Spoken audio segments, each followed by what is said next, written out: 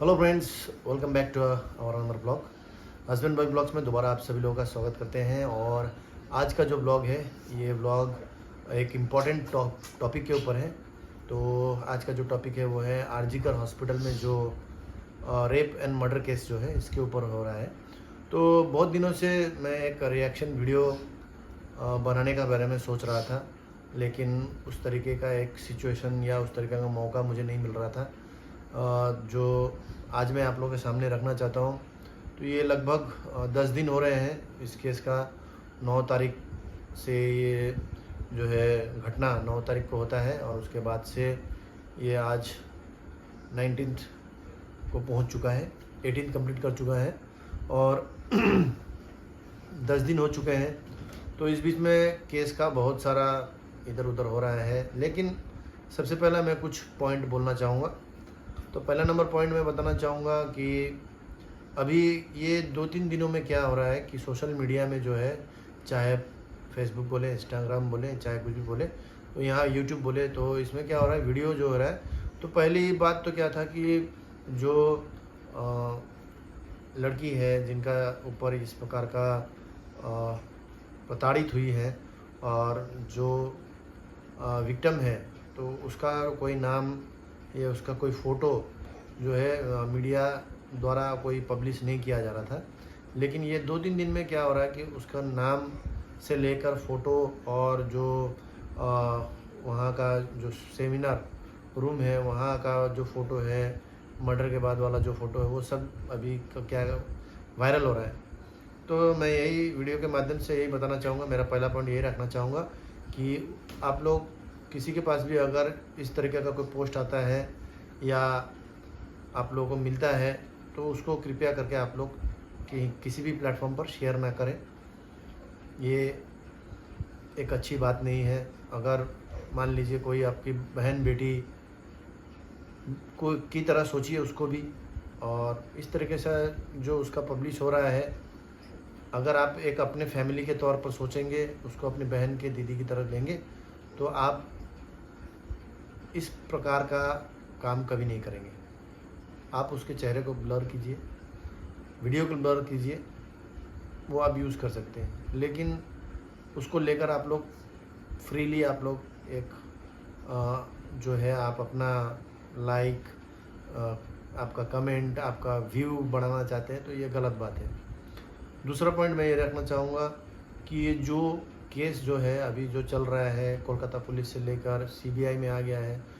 तो देखिए, हम सबको हमारे देश के जो जुडिशल है उसके ऊपर हमें पूरा विश्वास है, लेकिन ये हो जाता है कि समय बहुत ज़्यादा लगता है न्याय मिलने में।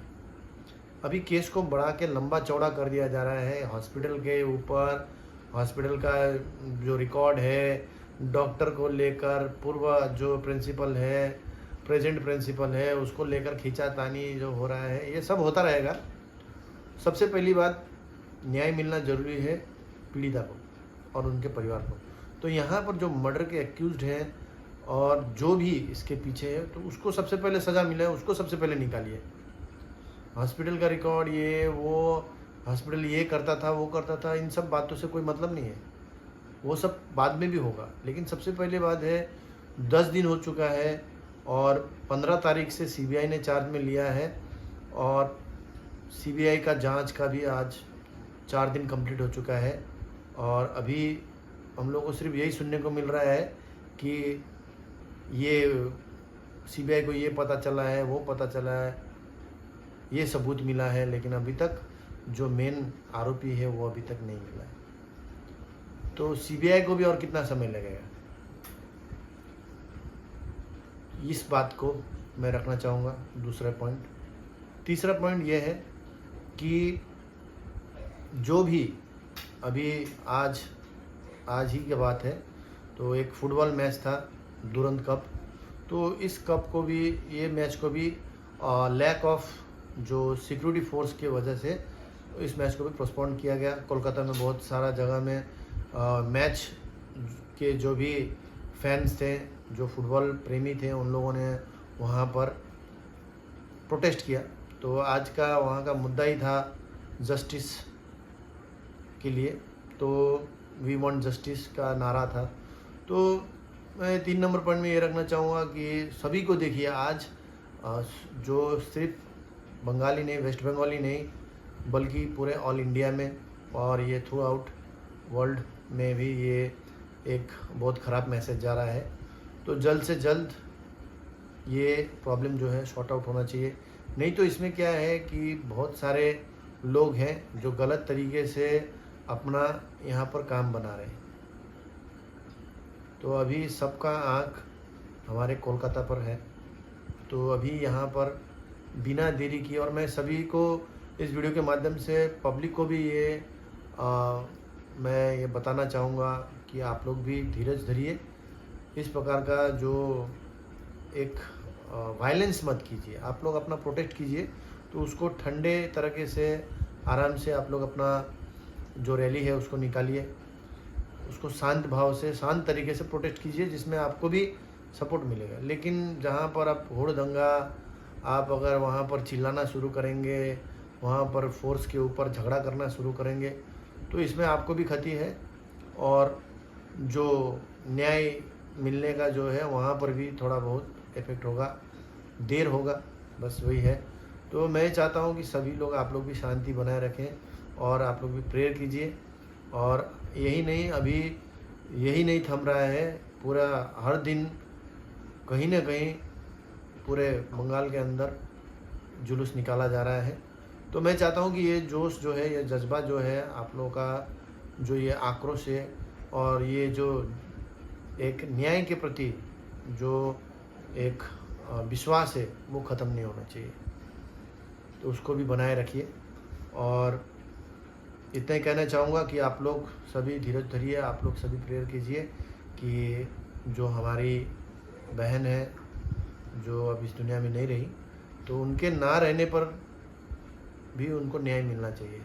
आज वो नहीं है, लेकिन आज हमारी बहुत सारे ऐसे माँ बहनें हैं जो डेली इन चीज़ों से गुज़र रही हैं, डेली इन चीज़ों का सामना करना पड़ रहा है। कुछ चीज़ें होती हैं जो बाद में पता चलता है, किसी के साथ बुरा हो जाता है तो उसके बाद पता चलता है, लेकिन कुछ चीज़ें ऐसे होते हैं जो अंदर ही अंदर रह जाते हैं। तो इस चीज़ों के माध्यम से, इस घटना के माध्यम से उनको भी हिम्मत मिले कि वो भी आगे आएँ और उनके साथ जो गलत व्यवहार हो रहा है, चाहे अपने प्रोफेशनल लाइफ में हो, चाहे निजी लाइफ में हो, जहाँ कहीं भी यदि उनके साथ कोई इस प्रकार का घटना हो रहा है या उनके ऊपर कोई दबाव है, तो वो भी खुलकर आए सामने और उस चीज़ के अगेंस्ट में प्रोटेस्ट किया जाए। और सरकार की तरफ से भी अभी बहुत सारा योजना निकला है। और रात में जो लोग लेट तक काम करते हैं, तो उनके लिए जो सर्विस है, ये पॉथेर साथी करके एक नया निकल रहा है, एक नया ऐप लॉन्च हो रहा है। और जो अकेली हैं उनको प्रोटेक्शन के लिए, और उनको जो सिर्फ लेडीज़ के लिए अलग से टॉयलेट और अलग से रेस्ट रूम का भी व्यवस्था किया जा रहा है सरकार की तरफ से। तो ये एक अच्छा इनिशिएटिव है सरकार की तरफ से, होना भी चाहिए। और मैं यही नहीं, इतना भी और भी रिक्वेस्ट करना चाहूँगा, जो बड़े बड़े पोस्ट में हैं, तो उनको ये भी रिक्वेस्ट करना चाहूँगा कि जिस प्रकार से दूसरे जगहों पर लेडीज़ के लिए अलग से बस किया जाता है, अलग से उनके लिए सर्विस प्रोवाइड किया जाता है, उस प्रकार से हमारे वेस्ट बंगाल में भी करना ज़रूरी है। और वुमेन सिक्योरिटी के लिए सिर्फ बनाने से नहीं होगा, इसको इम्प्लीमेंट भी करना पड़ेगा और इन चीज़ों पर भी ध्यान भी देना चाहिए और इसके ऊपर फोकस किया जाए। क्योंकि अगर इस प्रकार का रहा तो सिचुएशन को अगर इस प्रकार अच्छी तरीके से कंट्रोल नहीं किया गया, तो बाद में ये सब चीज़ें और बढ़ती रहेंगी। और सभी के घर में माँ बेटी बहनें हैं, तो ये चीज़ सिर्फ एक परिवार के ऊपर नहीं है, ये सब के ऊपर है, हम सभी के ऊपर है कि हमें भी अपना परिवार देखना है, तो हमें भी अपने भविष्य देखना है, हमारे बच्चों का फ्यूचर देखना है, तो उनकी सेफ्टी और सिक्योरिटी के लिए हमें आज ही कुछ करना है। अगर हम आज नहीं करेंगे, अगर किसी का इंतज़ार करेंगे, तो वो बात गलत है, क्योंकि वो समय फिर नहीं आएगा। फिर कोई एक बहन, कोई एक माँ को फिर इस प्रकार का दिन देखना पड़ेगा। तो इसीलिए मेरा आप सभी से निवेदन है कि आप लोग जो इस वीडियो को देख रहे हैं, तो ज़्यादा से ज़्यादा वीडियो को आगे बढ़ाएं, और जिनको ये मैसेज मिलता है आप लोग उस चीज़ को ध्यान में दें कि हमारा जो फ्यूचर है इस प्रकार नहीं होना चाहिए। फ्यूचर में हमें अपने फ्यूचर को, अपने जनरेशन को अच्छे बनाने के लिए हमें कुछ करना है। तो आज की वीडियो को यहीं पर रखते हैं, और फिर मिलते हैं आप लोगों से अगले वीडियो में। फिर कहीं कुछ अपडेट होता है या मेरी तरफ से कोई सजेशन अगर रहता है तो ज़रूर आप लोगों के साथ में शेयर करूँगा। तो आज की वीडियो को यहीं पर रखते हैं। सभी को गुड नाइट।